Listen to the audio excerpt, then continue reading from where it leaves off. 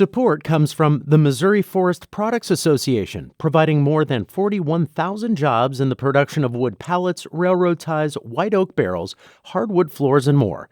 Details at choosewood.com. From St. Louis Public Radio. This is St. Louis on the Air. And we know their names by their code names. Cynthia, David, Edna, Otto, confidential informants. And they would have been good friends of yours. You can see how a person could become paranoid. And at one point, he said, maybe the FBI wrote it. And I said to him, you are paranoid. You have gone off the deep end. I'm Sarah Fensky. Earlier this month, I had a rare treat. I interviewed filmmaker Nina Gilden Seavey at the St. Louis International Film Festival. Nina is a professor at George Washington University and founder of the Documentary Center there. She was being given the Charles Guggenheim Cinema St. Louis Award for her contributions to the art of documentary film. Nina is also a St. Louis native, and her new project, a podcast called My Fugitive, is more personal than her acclaimed films on the polio epidemic and an aspiring bullfighter. It tells the story of her father, prominent civil rights attorney Louis Gilden, and his client Howard Mechanic, a Washington University anti-war activist who fled St. Louis and went on the lam. Mechanic eventually became the second longest fugitive in American history. The story Nina tells in her podcast is a story of St. Louis in the 1960s. But its telling was only made possible because of newly released records, ones Nina fought to get from the federal government. And it was only possible thanks to the passage of time. People opened up to Nina about things they'd never talked about before. They talked about Howard Mechanic. They talked about the confidential informants who'd infiltrated local activist groups. And they talked about all the energy the St. Louis field office of the FBI expended seeking to disrupt the new left, even while virtually ignoring a St. Louis-based conspiracy that likely played into the assassination of Martin Luther King Jr. It's an extraordinary story, and hearing Nina discuss it on stage in a room filled with people who'd been active in the anti-war movement at Washington University was an extraordinary experience. Since we were on campus in the Brown Auditorium, Nina quipped that it was old home week. It felt like a reunion. It's an experience I'm honored to share with you today. I kicked off the conversation by asking Nina why she didn't make a film about these events.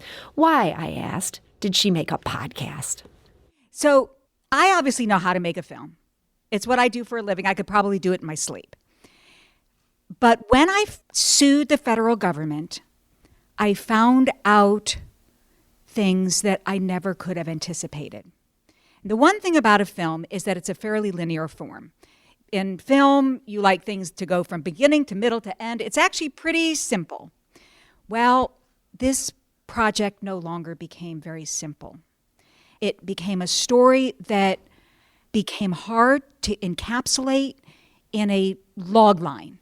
So in podcasting, you have a lot more time and you can go into a lot more complexity. So 150,000 documents, 40 interviews, 10 years of my life, and it changed to this. So that's actually the perfect intro. Let's listen to the opening of the podcast, My Fugitive. It wasn't uncommon for our phone to ring in the middle of the night, or for my family to live under police protection, or for the bomb dogs to come at dawn and sniff underneath my father's car. I was assigned to hold Happy, our family terrier, so he didn't attack the police dogs while they did their job. My father was a civil rights attorney, one of the few in St. Louis, in all of Missouri, actually. In the 1960s and 70s, civil rights attorneys didn't get a lot of respect in the Midwest. They were considered troublemakers. It was a job for someone who was kind of a terrier himself, angry and unrelenting.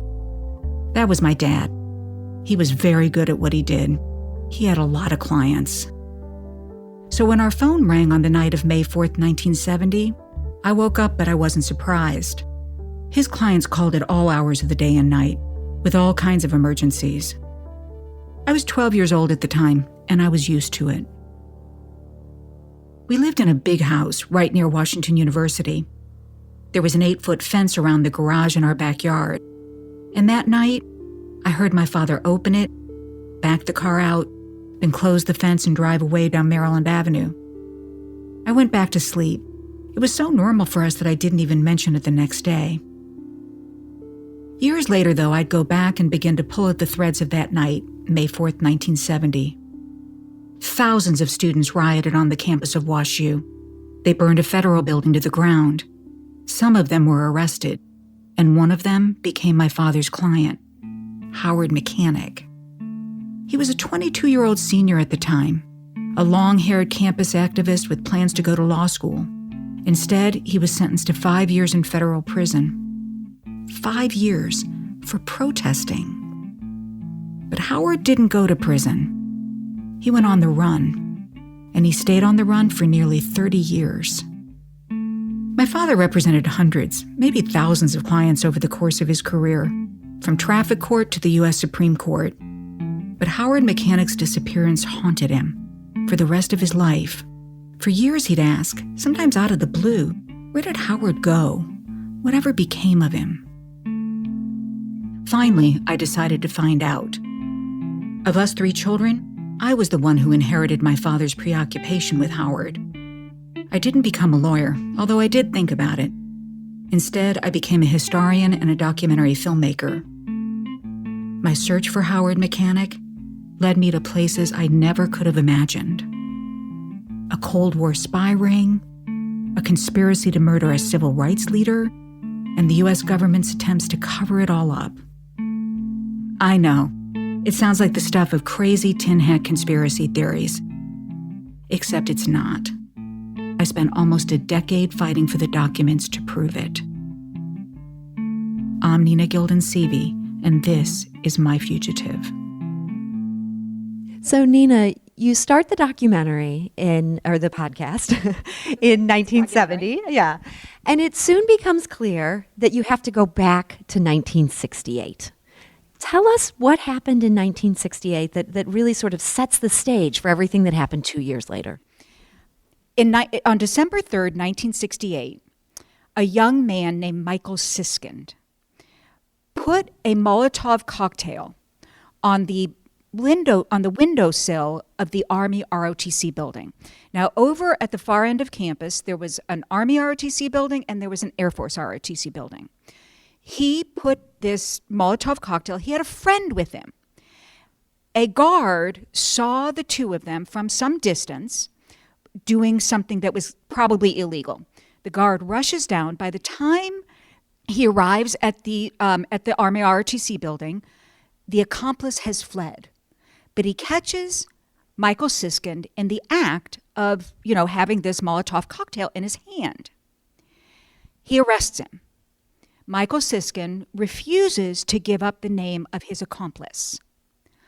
On December 4th, the very next day, the assistant U.S. attorney here in St. Louis had a conversation with the special agent in charge of the FBI about bringing federal charges against this young boy where no bomb had ever gone off, nothing ever happened, but they made the decision to put him up on federal charges of sabotage here in St. Louis.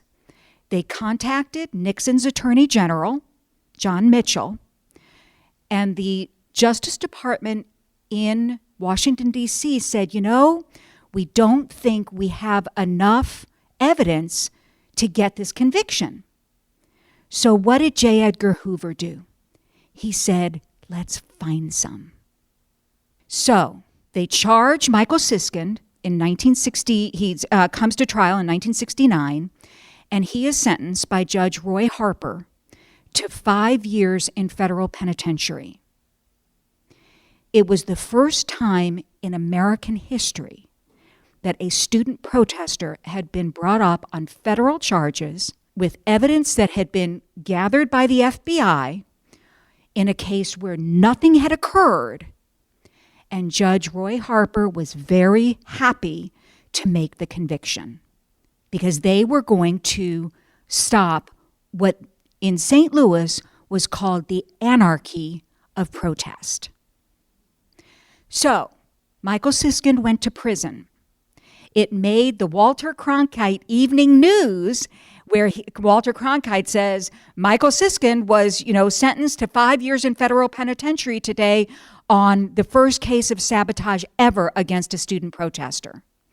So the plot was starting to thicken in 1968 and 69. And in those years, protests were also heating up across the U.S. So you talked to student activists about what those days were like. Let's listen to another clip from your podcast. At WashU and on campuses all over America, the protests grew even more urgent and intense. One of the things that happened on campus was that there were demonstrations, but at night there would be kind of guerrilla activity of people out with whammo slingshots. And if you put a ball bearing in it, and you can do serious damage. That's a former member of the Students for a Democratic Society at WashU, the local chapter of the National Anti-War Group, SDS. All these years later, he's still anxious about us using his name in conjunction with the event he's about to describe. On February 23, 1970, he and some friends were sitting around an off-campus apartment. There were about a dozen or 15 of us talking about what we should do. And among other things, I said we should do something dramatic. And in the course of an hour or so, we developed a plan. A plan to burn down a building. All of us had some concept of how you commit arson, and none of us were at all stupid. A number of things were thought about. One of the most important was, is there anybody in the building? We want to make sure there's nobody in the building. And the second thing is that we should get away with it. They siphoned gas from a car into some empty bottles, grabbed some rags, and headed to campus around 11 p.m. Certain people went to the dormitory areas to set off fire alarms, to distract things. They split up. One group took the Army ROTC building, and the other, the Air Force. We literally were there for less than 10 minutes. Broke windows and threw in Molotov cocktails and got out of there. We didn't wait around to see if we were doing this well or not. The Air Force building didn't burn, but a photo of the gutted Army ROTC building dominated the front page of the St. Louis Post-Dispatch the next day. The U.S. Attorney convened 2 federal grand juries that spring to try to identify who was involved. My father represented the students who'd been subpoenaed. He told them all to take the fifth. Don't say a word. And they didn't. The code of silence amongst the arsonists stuck. No one named names, which angered local law enforcement and the FBI. They'd failed to catch Michael Siskind's accomplice when they arrested him back in December of '68. And now, the building that had been his target was burned to the ground. And no one knew who did it. In fact, when the man you just heard told me this story, it was the first time anyone had ever admitted to the crime. But once again, the FBI had its suspicions. A memo from the St. Louis special agent in charge to J. Edgar Hoover names one man as the chief suspect in the burning of the Army ROTC building, Howard Mechanic. So that takes us to February of 1970. Howard Mechanic was on their radar. Howard Mechanic's on their radar. Not only do they think that he was involved in the burning of that Army ROTC building, but they believed that he was the accomplice to Michael Siskind. We have a confidential informant report that when the informant, and we're going to talk a little bit more about informants later, that when the informant, it was a girl, said that there had been a good job done on the Army ROTC building, Howard didn't say anything except, "Do you really think so?" And he smiled. Now, I know Howard pretty well, And he might have just said that because he would have been happy that the action had occurred. There might be people in this audience who were involved in that burning, because the only person that we definitely know was involved, you just heard. And many of you do know who that individual is. I'm not going to say who it is, but there's a number of you who do know. They never, ever found the other 11 arsonists. That code of silence has stuck for, the better part of 40, 50 years. And this story that was relayed by the confidential informant where Howard kind of smiled, I assume this was written damningly. It was written in that FBI filter where there's, it's always framed in just the way that the FBI wanted to document it. So the case that they were going to build, in the same way that J. Edgar Hoover had said, build a case against Michael Siskind, there was a consistent effort to build the case through these confidential informants. And we know their names by their code names: Cynthia, David, Edna, Otto. We located about 15 or 20 confidential informants. And they were, in any given organization, in any given meeting that we might have here today, there might have been 4 or 5 of them in 1969 in the room.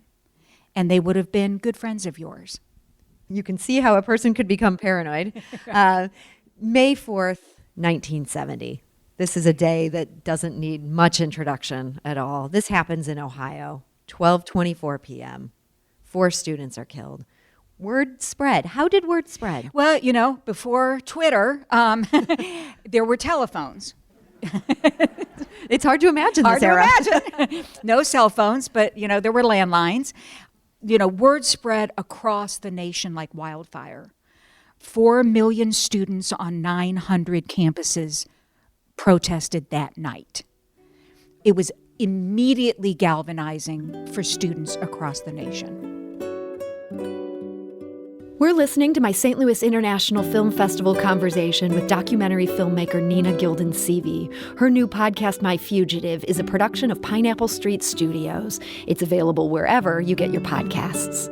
When we come back from the break, we'll learn about what happened at Washington University on the evening of May 4th, 1970, and the early morning hours that followed. This is St. Louis on the Air on St. Louis Public Radio.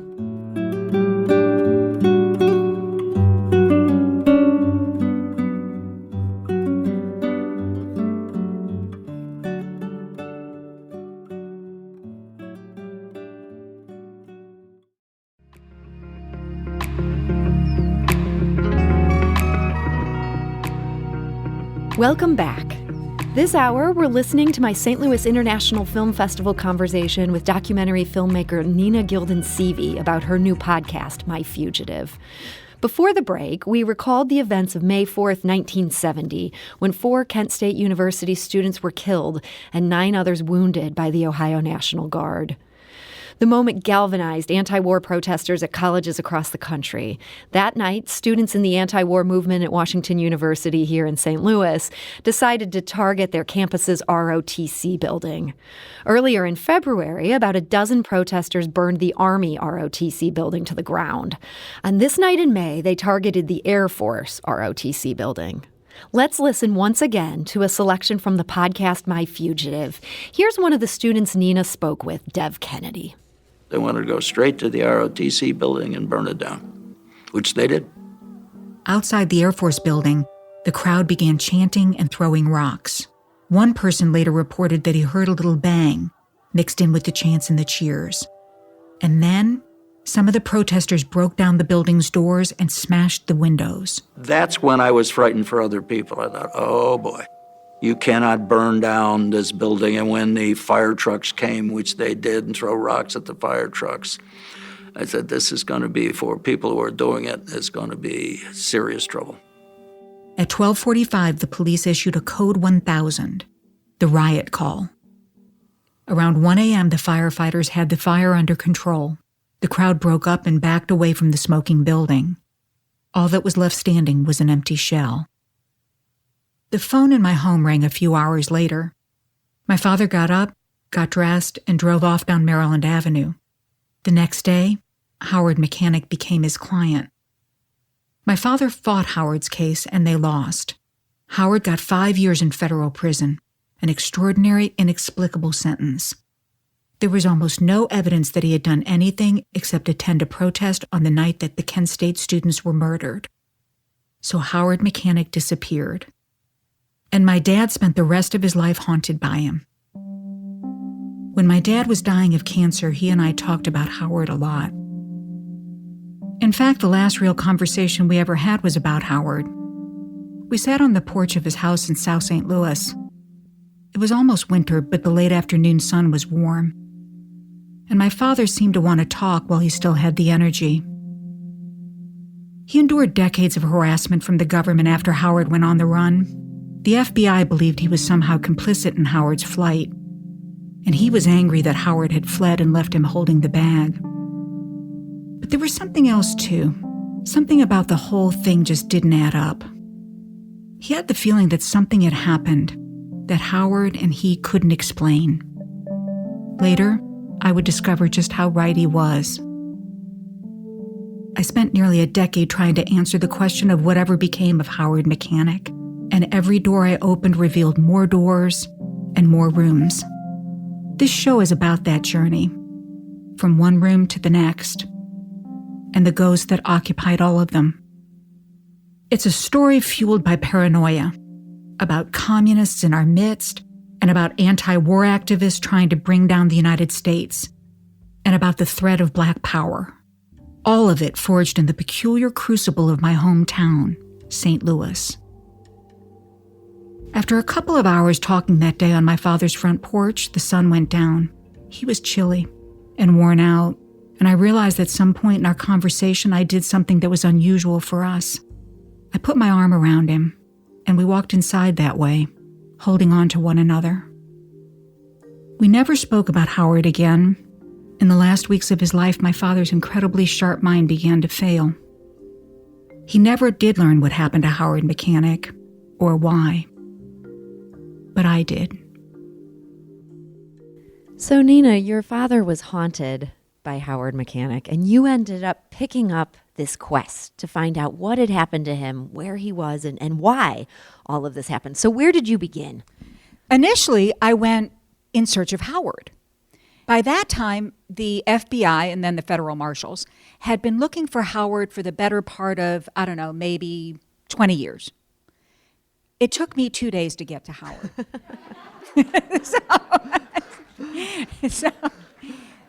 So I connected with Howard. And during that process, the federal marshals became aware of the fact of my search. And I was contacted by one of the federal marshals, Bill Presson, actually. And he proceeded to explain to me in great detail the aiding and abetting laws in the United States and exactly what might happen to me should it be discovered that I was, in fact, in contact with Howard. Because they assumed that I was, first of all, they thought my father knew where Howard was. And they harassed him. They would audit, the IRS audit him every single year. The FBI would come and, interview neighbors and friends, and it was just a constant sort of stream of harassment until one day I was very surprised. I found a confidential informant report where my father was at a cocktail party, and he turned around as close as Sarah and I are to one another, and he said, "Do you know where Howard is? Haven't seen him." And it turns out that individual was one of the confidential informants, and they said, "Oh, Gilden doesn't know where he is." But even that they didn't. They were unrelenting, and they never let up on the pressure. Nina didn't want to go to prison for aiding and abetting Howard Mechanic. She dropped her search. And instead, she started filing Freedom of Information Act requests. She submitted 358 requests, and they kept getting denied. Then, in 2015, she worked with an attorney to file a lawsuit, and they won 2 separate judgments in 2017. The government started releasing files on certain characters in this story, files on Washington University students, files on Nina's own father. and she discovered that the story wasn't about Howard. The documents led Nina down a trail that led her to a bar in South St. Louis. Here's Nina describing the place in her podcast, My Fugitive. I want to tell you a story about a bar. It's called the Grapevine Tavern in South St. Louis, and it opened in January 1968, about the same time that Howard Mechanic and his friends at WashU were protesting the escalation of the war in Vietnam. The Grapevine Tavern is in the same neighborhood as my dad's house, about a 10-minute drive from the WashU campus. But the politics inside the Grapevine couldn't have been more different. The bar was an unofficial headquarters for supporters of Alabama Governor George Wallace, the unrepentant racist who was running for president that year. You may have heard Wallace's most famous quote. And I say segregation now, segregation tomorrow, and segregation forever. The Grapevine Tavern was a place in a town that had a lot of people that would have been the type of crowd, not all of them, but plenty of them, would have been not only white supremacists, or they would have been hardcore racists. That's Gerald Posner. He's a journalist and the author of 13 books. In 1998, Posner published Killing the Dream, James Earl Ray and the Assassination of Martin Luther King Jr. He spends part of the book describing the Grapevine and the politics of its regulars. They would have been people that if you had walked in and grabbed 10 of them and asked them what they thought of Martin Luther King, they would have thought he was a communist or a traitor or worse, that he was a disservice to the country, that he was not loyal. The bar was named after the prison Grapevine, the secret networks convicts use to communicate while they're on the inside. And aptly enough, it was the kind of place where local criminals would go to pick up a job. It was owned by John and Carol Ray, James Earl Ray's brother and sister. John and Carol, the whole Ray family, they knew a thing or two about life behind bars. So this bar certainly sounds like a den of villainy. The listener wonders, though, how does this connect in any way to what was going on just a few miles down the road at WashU and Howard Mechanic? Which is the question I asked myself. It's like, when you're doing an investigation, there's lots and lots of threads that are totally irrelevant. But this one seemed different. And I couldn't really figure it out until I came across a confidential informant report from a cellmate of James Earl Ray.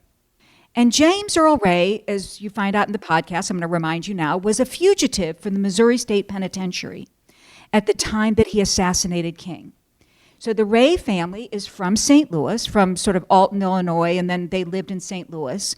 John and Carol owned the Grapevine Tavern down by my dad's old house. And in the Grapevine, there was a lot of planning that occurred, not just for the Wallace campaign, but also for the John Birch Society, for the White Citizens Council. And during that time, and this was sort of repeated by one of James Earl Ray's, his cellmates, that an offer had been made through the Grapevine for the assassination of King. Now, the FBI knew this. It was documented in the FBI files. It came from a credible source. So let me just explain one trajectory. One was that James Earl Ray escapes from the Missouri State Penitentiary in March of 1967. He assassinates King in April of 1968, right? A lot of people don't remember that James Earl Ray was a fugitive from justice for 2 months after he assassinated King. During the time that the FBI was doing the investigation of King, this report, this informant report, comes forward, and they said that there had been a bounty to kill King made at the Grapevine Tavern, and that James Earl Ray knew about it. The day before James Earl Ray escaped from the Missouri State Penitentiary, he received a visit from his brother John Ray. And John is documented to have assisted in his escape. So all of a sudden, there's another fugitive and a confidential informant report that is in the FBI files that is not being followed up. But it's not the only one. Coming up, Nina Gilden Seavey digs into the extent to which the FBI was meddling in the lives of St. Louis activists and harassing one of its main targets, Martin Luther King Jr., all in the name of disrupting the New Left. This is St. Louis on the Air on St. Louis Public Radio.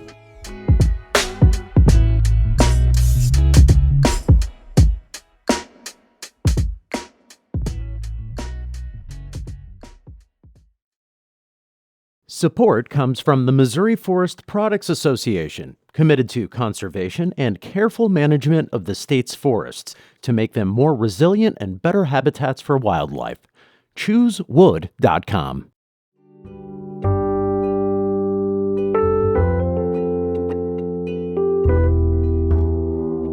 Welcome back. This hour, we're airing highlights of my St. Louis International Film Festival conversation with Nina Gilden Seavey, as she shares what she uncovered about the FBI's efforts in the late 60s and early 70s to disrupt both the civil rights and anti-war movements. In 1956, the FBI began COINTELPRO, short for Counterintelligence Program, to disrupt the activities of the Communist Party in the United States. It later expanded in vast ways. Here's Nina talking about how COINTELPRO was utilized during the Vietnam War and the civil rights movement of the late 60s. On May 10th, 1968, J. Edgar Hoover sends a memo to all of the offices across the United States. And it says, we are expanding COINTELPRO to the New Left. Now, COINTELPRO had existed for a long time. It had existed against the Communist Party, against the Socialist Workers' Party, against the Black Panthers, against the Ku Klux Klan. So there had already been extraordinary infiltration by COINTELPRO into the inner workings of a number of organizations. The difference with COINTELPRO New Left was, who is a card-carrying member of the New Left? We all were card-carrying members of the New Left. There was no card-carrying. There was no official registry. So on May 10th, 1968, J. Edgar Hoover says, we are now going to launch an attack on American youth. He says, I want to know from every office in the United States who the major targets are. About a month later, the special agent in charge of the FBI in St. Louis writes a memo to J. Edgar Hoover and says, in St. Louis, there's going to be 4 central targets. One is an organization called Action. 2 of them were organizations against the war. And the last one was SDS, the Students for a Democratic Society. So I just want to point out to you a confluence of timing. April 4th, 1968, Martin Luther King is assassinated. James Earl Ray is still on the run on May 10th, 1968, when Hoover launches the broadest, most intensive attack against America's youth. It's all happening at the same time. And let's listen to My Fugitive to find out a little bit of the mayhem that happened next. Well, my name is Percy Green II. I should be described as a former chairperson of Action, which was a protest organization, 100% volunteer, interracial, and nonviolent. Percy Green, as he says, was the head of Action. Action Council to Improve Opportunities for Negroes. We were focused on jobs, especially jobs for Black males. We were proactive. We was not a reactive-oriented organization. Percy started Action in the mid-1960s. You can imagine, Percy Green and his organization were pretty well known around St. Louis, and by the FBI, which considered Action to be a Black extremist group in the mold of the Black Panthers. Percy Green's wife used to get calls in the middle of the night.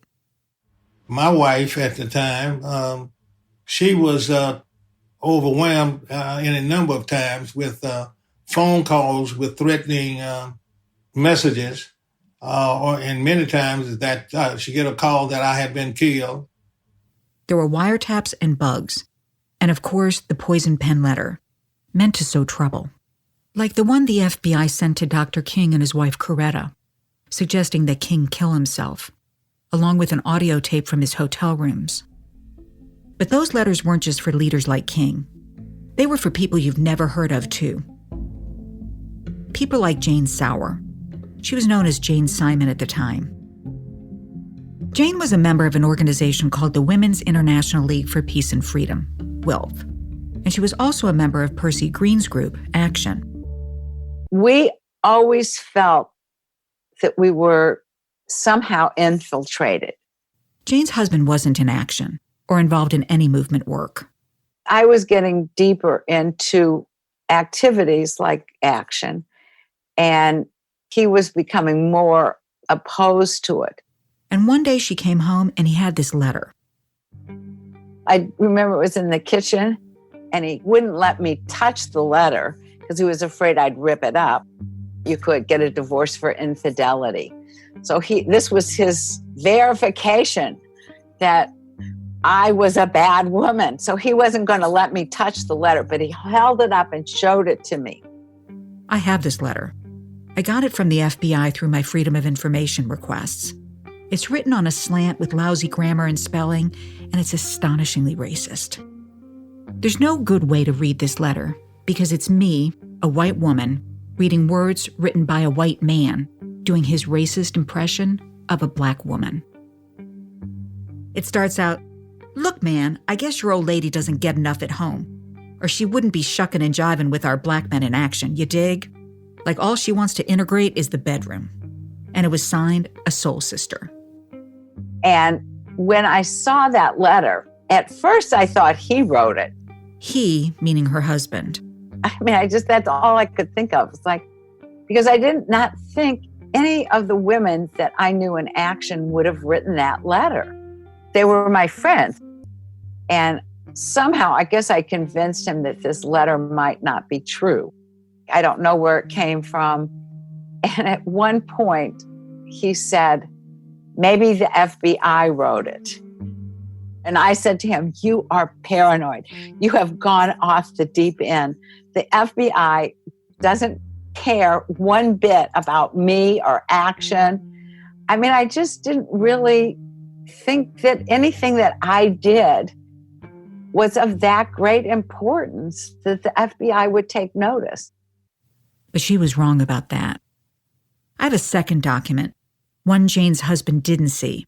It's from the special agent in charge of the FBI office in St. Louis, a guy named J. Wallace LaPrade, to J. Edgar Hoover. In his memo to Hoover, LaPrade wrote, St. Louis, meaning the St. Louis Bureau, proposes to anonymously send a copy of the enclosed letter, the letter Jane's husband got. Someone, whose name is redacted, told the FBI that Jane's husband had been asking around, trying to find out if Jane was having an affair. LaPrade goes on, the resulting marital tempest could well result in Action losing their corresponding secretary, and the WILF, that's the Women's International League for Peace and Freedom, losing a valuable leader, thus striking a major blow against both organizations. In other words, if the FBI broke up her marriage, she'd be a single mom, 3 kids, no time to do movement work. The letter was kind of the final straw in the marriage, and then the dispute over the letter and my activities and whether I would agree to no longer participate. And I got divorced fairly shortly after because he became very enraged over this letter. Jane did wind up dropping out of the Women's League. She kept on with Action, though. It was compelling, she said. In early June 1970, J. Wallace LaPrade reported back to Hoover about the letter.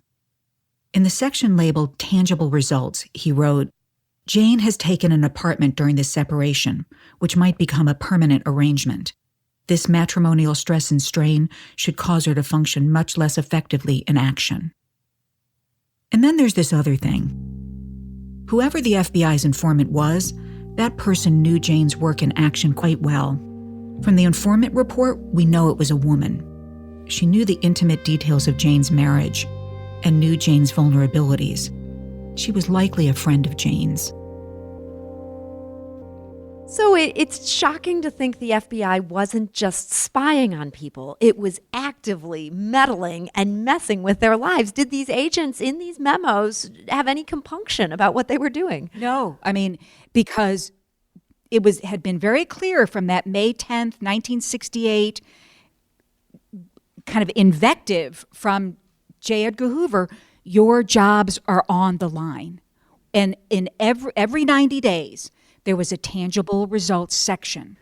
And a tangible result could be something like an activist gets divorced after, you've messed with her marriage. That counts as you get your gold star. You get your gold star. You may have destroyed somebody's marriage. You may have been able to make an arrest for somebody smoking pot out on the quad and turn that kid into a confidential informant.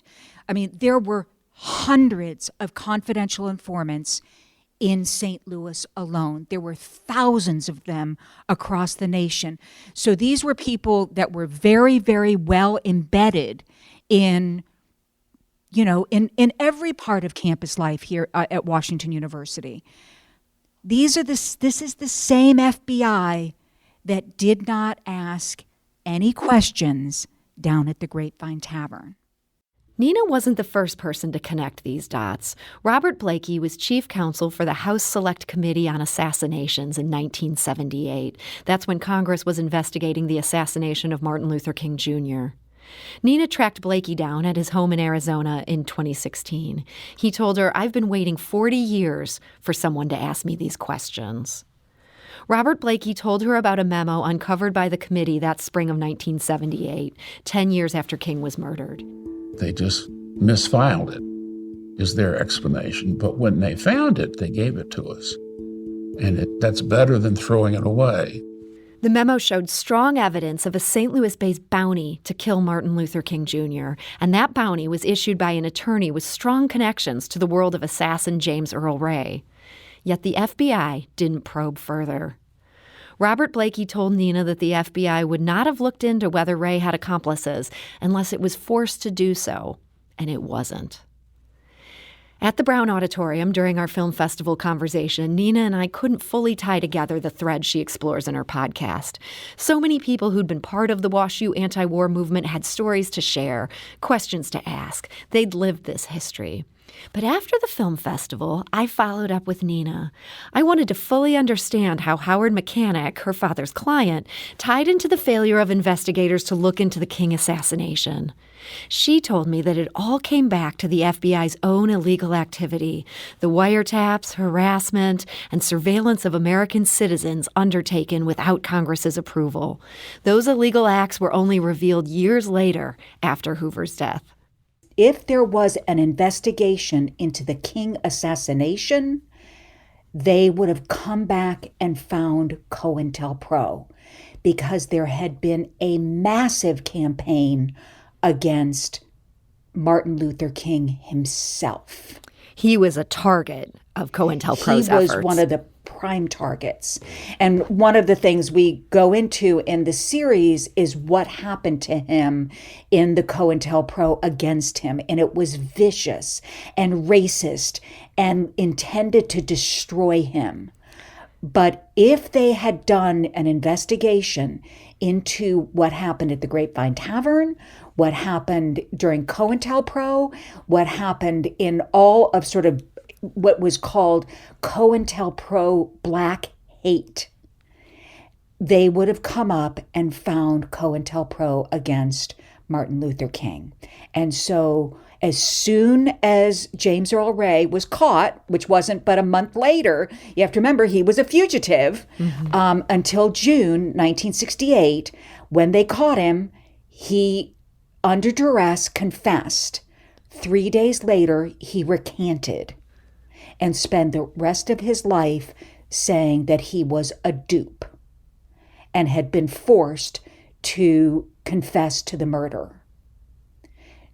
The FBI never, ever looked into the conspiracy that originated at the Grapevine Tavern. And so when you connect these efforts to go after Dr. King, with what was happening in St. Louis, efforts to disrupt the New Left here. There's a figure that plays heavily in both of those, J. Wallace LaPrade. It wasn't just that he was in charge of the St. Louis Bureau when it arrested Howard Mechanic. He was also involved in the harassment of King. J. Wallace LaPrade was the assistant special agent in charge of the Milwaukee office in what was the very, very beginning of the COINTELPRO against King. King went to Milwaukee and stayed in a hotel. J. Edgar Hoover assigned J. Wallace LaPrade to the very first sort of nationwide attack on Martin Luther King by bugging his hotel room in Milwaukee. You can only imagine how highly prized J. Wallace LaPrade was because he got that very special assignment. He then pops up in St. Louis.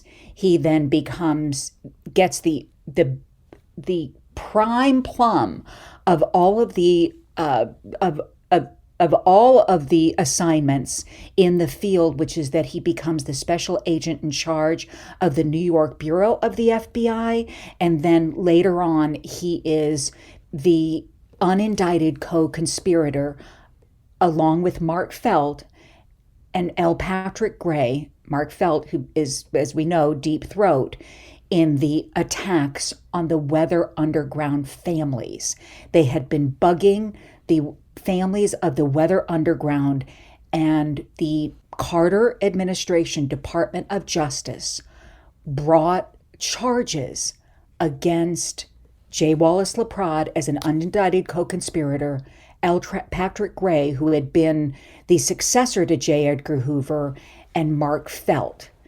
And these people were brought up on charges because they had violated the civil rights of Americans. So you find J. Wallace LaPrade in all of the requisite places whenever J. Edgar Hoover wanted his man on the ground. So your podcast makes clear the human cost of the disruption and the harassment that the FBI was engaged in. And you make it clear it was far more than just Howard Mechanic whose life was derailed by this. Well, it wasn't just Howard. It was only Howard who fled. So if Howard hadn't fled, I think what a tragedy would have occurred, because I never would have gone into the bowels of the FBI to discover what I discovered. And look, it was our group of co-defendants that were brought up on these charges that literally nobody could believe in America. But what they were tied to COINTELPRO in St. Louis, and these individuals became examples for the rest of the nation. And they bore down on these students in a way that no one else in America, not in Madison, Wisconsin, not in New York City, not in Ann Arbor, Michigan, places where there were huge demonstrations. Hundreds of people were arrested, but only in St. Louis were these federal charges levied. And it was only Howard Mechanic who fled and then haunted my father that made me want to know what happened. Because my father had a sense at the very end of his life that something had happened that no one could explain. Now, he didn't live long enough to find out what that was, but I did. What do you think your father would say about what you learned as you dug into these FBI files and got to this truth that you talk about in your podcast? I think he would have been incredulous, because my father, if nothing else, was a believer in the system. He didn't believe in, radical violence of any kind. He believed in peaceful protest. He believed in working through the courts. He believed that Howard should have served his sentence. He believed in the justice system. So the idea that he would have been at the epicenter of this violation, this violence against the civil rights of these individuals and against his civil rights. It wasn't just these students who were being targeted. As I mentioned in the podcast, it was also they were bugging him.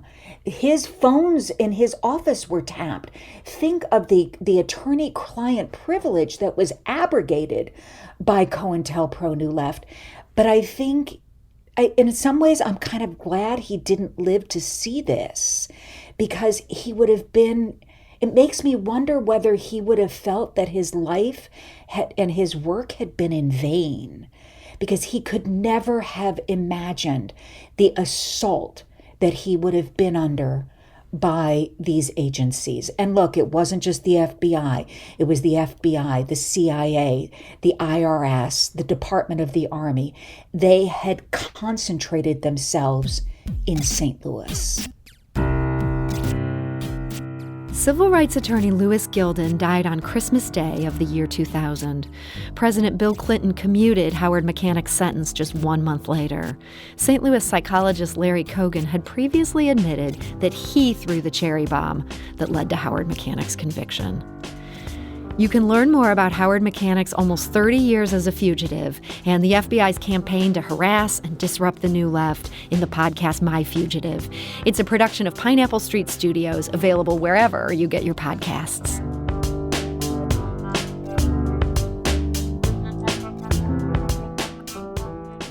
This episode was produced by Sarah Fensky, with audio engineering by Aaron Dorr and production assistance from Jane Mather-Glass. Our executive producer is Alex Hoyer. St. Louis on the Air is a production of St. Louis Public Radio. Understanding starts here. If you learned something new from today's episode, consider leaving us a review and rating on Apple Podcasts on the App Store. It's the easiest way to help people discover our show. We appreciate it. Thank you. St. Louis Public Radio is a member-supported service of the University of Missouri, St. Louis.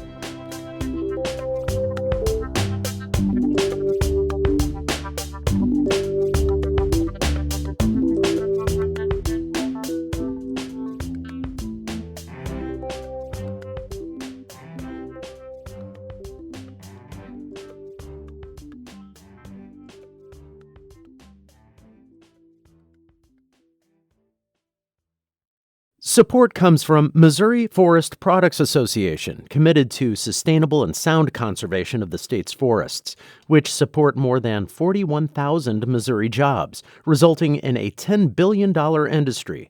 ChooseWood.com.